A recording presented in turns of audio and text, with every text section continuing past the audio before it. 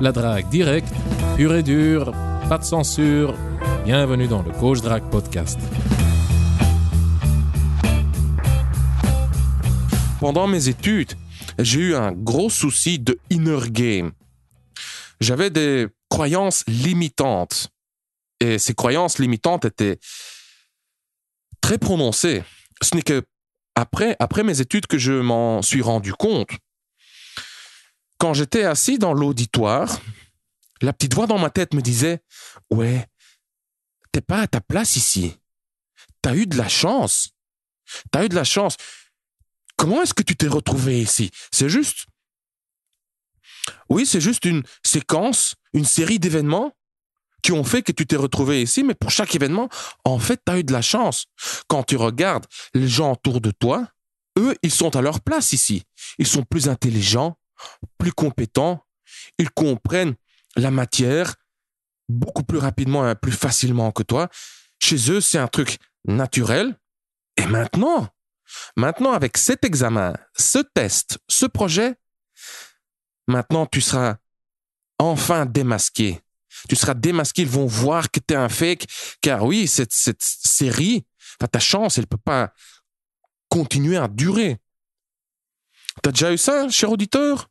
Probablement que oui. Peut-être que, je ne sais pas ce que tu fais, tu étudies ou tu travailles, ou peut-être que tu es sans emploi, mais bref, mais si tu travailles aussi, tu étudies, tu connais ce phénomène très probablement. Si tu travailles, c'est le même mécanisme. Tu regardes autour de toi, tu regardes tes collègues et tu te dis, ouais, ils sont à leur place ici.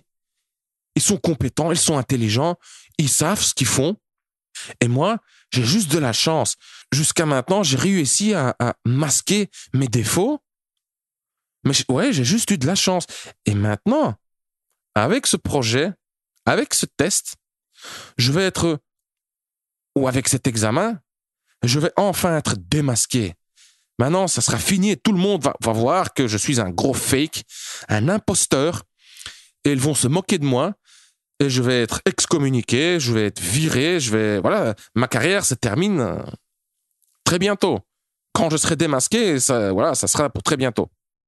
Tout d'abord, ce phénomène a un nom. Ça s'appelle le syndrome de l'imposteur. Et moi, j'en souffre. J'en ai souffert pendant mes études et j'en souffre encore maintenant dans mon business. Et tu sais, ce qui est intéressant, c'est que il y a beaucoup de ressemblances entre ce syndrome de l'imposteur pendant tes études au boulot et tes sorties en soirée. Regarde, t'es en boîte ou dans un bar ou dans un café. Bref, tu sors le soir et la petite voix dans ta tête te dit « Ouais, je suis pas à ma place ici. » Quand tu regardes autour de toi, les gens autour de toi, les groupes, ils sont à leur place. En tout cas, tu as cette impression. Ils sont à leur place ici. Voilà, ils comprennent comment ça fonctionne. Tu vois, ils ont plein d'amis, ils sont cool, ils savent s'amuser, ils ont plus de valeur. Comment dire, plus de valeur sociale, leur statut social est plus élevé. Ici, à cet endroit, moi, je suis tout en bas de l'échelle et tous les gens autour de moi se situent plus haut sur l'échelle que moi. Et oui, je sais pas comment j'ai fait pour me retrouver ici, mais voilà, en fait, je suis pas à ma place. Je suis un fake, je suis inférieur, je ne suis pas assez bien, je suis trop vieux, je suis trop jeune. Les autres, donc encore une fois, les gens autour de moi savent comment ça marche. Et tous ces gens ici, tous ces groupes, ils comprennent les règles du jeu. Ils comprennent ces règles implicites, ces mécanismes sous-jacents de l'amitié, de l'attirance, de comment être cool. Ils comprennent tout ça et moi pas. Moi, je suis inférieur. Eux, tu vois, eux, c'est les autres et moi ici, voilà, je n'en fais pas partie, quoi. Bref, je ne suis pas assez bien. Et cher auditeur, regarde-moi, non, avant, quand j'étais plus jeune, maintenant j'ai 38 ans. Donc disons, ouais, dès que j'ai commencé à sortir, j'avais quel âge? 16, 17, quelque chose comme ça. La petite voix dans ma tête disait, ouais, t'es trop jeune. T'es trop jeune pour être ici. T'es pas assez bien, pas assez développé, pas assez intelligent, compétent, expérimenté, etc. Donc, t'es inférieur, tu fais pas partie du groupe. Maintenant, la petite voix dans ma tête me dit, ah, Ouais, ben écoute, là maintenant, tu commences à être trop vieux. Là, tu es trop vieux. Tu as raté ta jeunesse, tu es un fake, tu es un imposteur. Tu essaies de te la jouer cool, machin. Tu essaies de faire partie du groupe. Tu essaies d'être cool comme les jeunes. Mais maintenant, tu es trop vieux. Bon, l'exemple que je viens de te donner ici, donc, bon, quand je te parle des sorties en soirée, dans les bars, les boîtes, etc., dans ce cas-là, on ne parle pas vraiment du syndrome de l'imposteur, mais il y a de fortes ressemblances. Et tu sais, cher auditeur, de ce syndrome de l'imposteur, j'en souffre encore aujourd'hui et maintenant dans mon business. Tu vois, donc, la petite voix dans ma tête me dit « Ouais, t'es un fake, un faux, t'es un imposteur. » Et tout ça, malgré, enfin même après tous mes exploits. Par exemple, mon record est de 3 femmes différentes. J'ai baisé 3 femmes différentes en une journée dans 3 villes différentes. De ces 3 filles, une était nouvelle et les 2 autres, c'était pas des filles que je venais de rencontrer, je les connaissais déjà. Une c'était ma femme et une autre était une copine. Mais donc 3 femmes différentes en une journée dans 3 villes différentes. Hop, t'es un fake, t'es un imposteur. Un autre exemple. Dans le passé, j'ai expérimenté avec l'hypnose. Et j'ai fait des trucs de dingue, mais vraiment des trucs de dingue, des trucs, ouais, quand tu lis ça ou quand tu regardes ça, tu dis, c'est pas possible, c'est une arnaque. J'ai testé et ça a marché. Donc, je te donne un exemple. J'ai réussi à faire jouir plusieurs filles, différentes, pas simultanément, mais juste j'ai expérimenté sur plusieurs filles. J'ai réussi à les faire jouir sans les toucher, grâce à l'hypnose.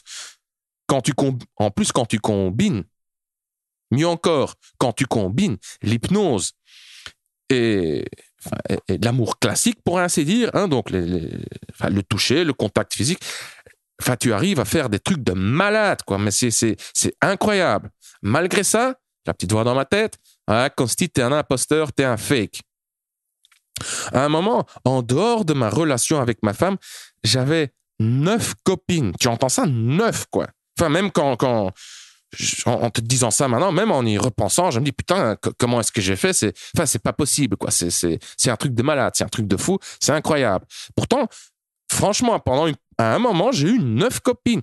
Et, ouais, une partie de ces copines, je les avais, c'était des relations durables, quoi. Une de ces filles, je la connaissais depuis plus de 5 ans. L'autre 4 ans, l'autre 3 ans, une 2 ans, et les autres, c'était des trucs ou bien tout récents, ou bien de quelques mois. Mais les toutes récentes, je reconnaissais les signes. Il y avait déjà la complicité, la connexion émotionnelle très forte, le partage. Ça démarrait, quoi. Ça allait aussi, c'était juste une question d'investissement. Ça allait aussi devenir des relations stables, durables, qui allaient très probablement durer des années. Donc, malgré ces relations, ces multiples relations qui se passaient de manière sincère, ouverte, sans complications, malgré tout ça, ouais, non, la petite voix dans ma tête me disait, Consti, mais tu restes un fake, t'es un imposteur. Et les seuls moments dans lesquels je souffre pas de ça, c'est quand je drague beaucoup, quand je drague, car voilà, j'ai un business qui parle de la drague, coach drague, voilà, j'ai pas à t'expliquer, tu vois. Coach drague, tu apprends à draguer, et voilà. Donc, seulement pendant les périodes pendant lesquelles je drague, là, la petite voix dans ma tête, c'était un petit peu. Mais même là, ça dépend, tu vois. Quand je drague et j'ai des réussites, c'est là que je ne souffre pas du syndrome de l'imposteur. Mais, tu vois, c'est comme ça que je vis le truc. Quand je drague beaucoup, ça devient très vite une existence, comme ça, un style de vie, mais vide, abrutissant. Tu peux comparer ça oui, comment t'expliquer? Si tu peux comparer ça à la consommation de contenu. Tu vois, que draguer et vivre des trucs comme ça superficiels, courts, c'est comme si tu faisais que lire des tweets et des statuts Facebook. Oui, c'est très abrutissant, c'est addictif, c'est vide, je sais pas moi, oui. Euh, mais le fait de développer des relations longues, durables, stables, ça procure beaucoup plus de satisfaction, c'est beaucoup plus enrichissant. Et oui, enfin voilà, ça te rend beaucoup plus heureux, tout simplement. Ça, si on compare ça à la consommation de contenu, les relations euh, à long terme, durables, stables, sincères, ouvertes, c'est comme, oui, comme lire un bon bouquin qui t'enrichit, qui t'apprend des trucs, qui te retourne le cerveau. Et voilà, donc, c'est beaucoup plus sain. Mais voilà, moi, je ne souffre pas du syndrome de l'imposteur seulement quand je drague et quand j'ai des réussites. Et encore une fois, voilà, c'est super abrutissant. Oui, tu mènes une existence vide comme ça. Et donc, c'est un truc que moi, je peux pas. Enfin, c'est intenable à long terme, tu vois. Et donc, même si je drague, tu vois, si j'ai des périodes comme ça où je drague beaucoup, hein, plusieurs fois par semaine, je fais des sorties ou bien tout seul, ou bien avec un wingman. Ouais. Quand je fais des sorties de plusieurs heures comme ça, très vite, je m'en lasse, quoi. J'en ai ras le cul. Et donc voilà, je voulais partager ça avec toi. Je voulais t'en parler.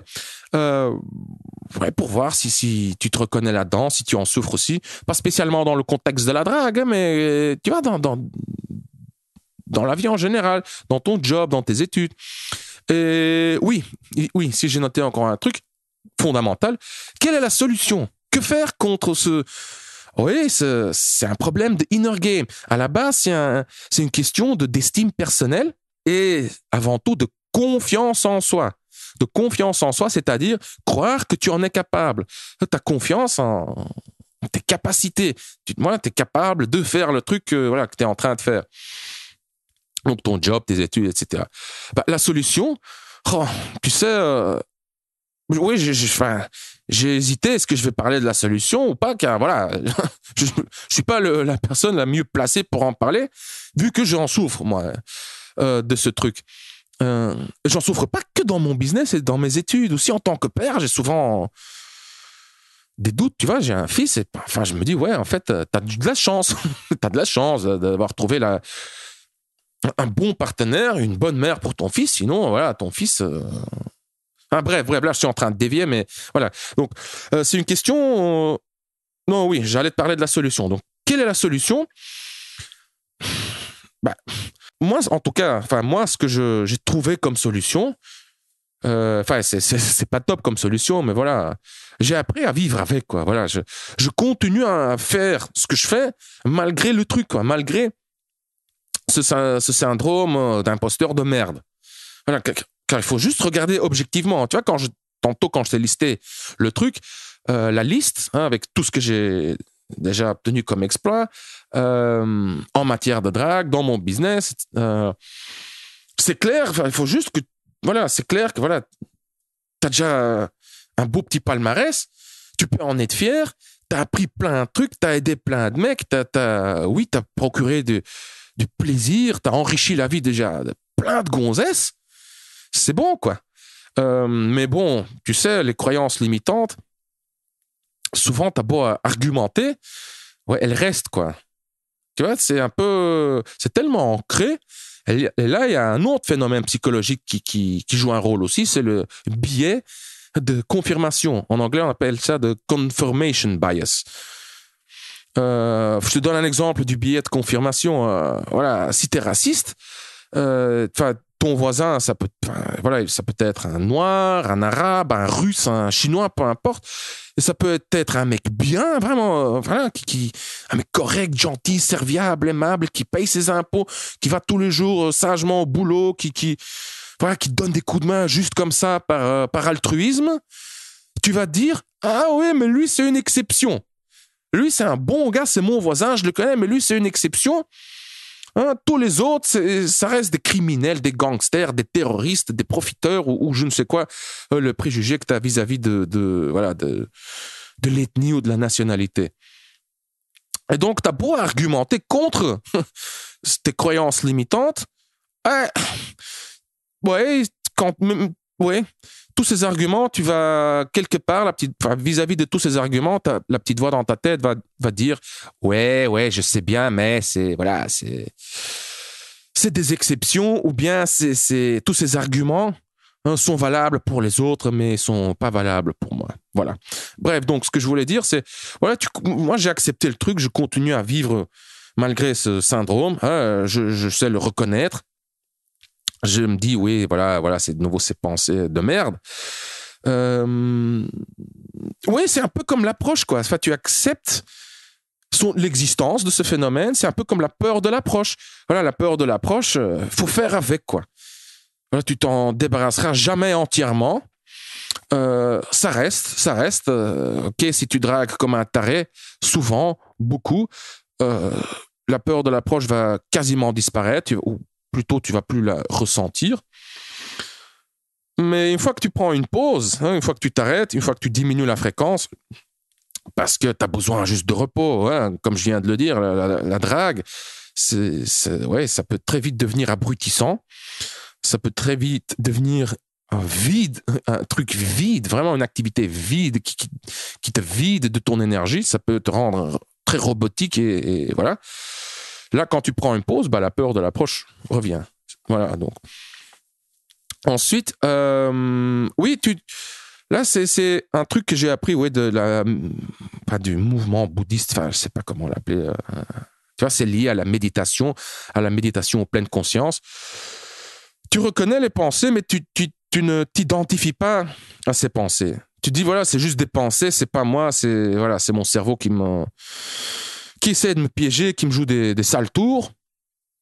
Voilà, mais bon, c'est plus facile à dire qu'à faire, car parfois, oui, j'oublie de me détacher, de me déconnecter de ces pensées. Parfois, je deviens vraiment mes pensées. Parfois, je crois vraiment que voilà, ce dialogue interne négatif qui me dit que je suis un fake, un imposteur, je ne sais quoi, parfois ça devient moi. Parfois c'est comme, ça devient, pour moi en tout cas, la réalité. C'est comme ça. Alors, je sais pas, pour une raison ou une autre, je me rappelle mais oui, c'est pas comme ça que je dois percevoir ce dialogue interne. Je dois m'en détacher. Je le regarde, de la troisième personne. Et voilà. Bon, cher auditeur, oui, c'est tout pour aujourd'hui. Voilà, je voulais juste te parler de ça. Si tu te reconnais là-dedans, sache que t'es pas le seul, quoi. T'es pas le seul. Il y a beaucoup de mecs et de nanas, de gens qui en souffrent dans beaucoup de contextes. Voilà, t'es pas le seul. Voilà. Oui, et si tu veux je sais pas, moi maintenant, tu sais, à la fin de chaque épisode, j'essaye de faire de parler un peu de mes services et mes produits. Là maintenant, j'ai rien préparé pour ça, donc de quoi est-ce que je vais te parler ? Oui, de mon guide de drague Plus jamais seul. Si tu veux te lancer en matière de drague, si tu veux te lancer, progresser en matière de drague, si tu n'as pas encore fait d'approche, tu vois, j'ai rien préparé, c'est une pub entre guillemets, c'est de la promotion entre guillemets de merde. Donc je sais pas si ça joue en ma faveur. Ça donne probablement pas du tout envie d'aller jeter un coup d'œil. Mais donc je termine le truc. Oui, si tu veux te lancer en matière de drague, si tu veux progresser, si tu veux apprendre quelques techniques de drague, je te préviens, il y a aussi quelques techniques un peu osées, un peu farfelues, qui sont pas pour tout le monde. Je dirais même que ces techniques ne conviennent pas à 80% des mecs. Oui, il faut vraiment être un peu taré pour le faire, il faut avoir un peu de couilles. Voilà, jette un coup d'œil à mon guide de drague Plus jamais seul. Tu recevras également, je sais pas, c'était quoi, 7 ou 9 bonus. Il y a des interviews avec des experts, des plannings, des schémas pour t'organiser, pour que tu puisses te lancer plus facilement, progresser, voilà. Des schémas adaptés à ton niveau de motivation et aussi à ton emploi du temps. Tu vois qu'un mec qui travaille beaucoup, il va pas pouvoir s'organiser de la même façon qu'un étudiant qui se lève à 3h de l'après-midi, qui fait que se gratter les couilles, jouer sur la PlayStation, se bourrer la gueule. Tu vois, l'étudiant, il va pouvoir il a plus de temps libre, quoi. Il peut s'organiser différemment. Mais c'est pas pour ça qu'il aura des meilleurs résultats. Attends, Mais bref, c'est une toute autre question. Je te laisse le lien vers Plus Jamais Seul en dessous de ce podcast sur le site du Coach Drag Podcast et dans la description en dessous du podcast sur SoundCloud et YouTube. Et nous, on se voit dans le prochain épisode. Merci et à demain ou après-demain. Je suis Consti de coachdrag.com. Merci d'avoir écouté le Coach Drag Podcast. On se voit dans le prochain épisode. Bonne drague.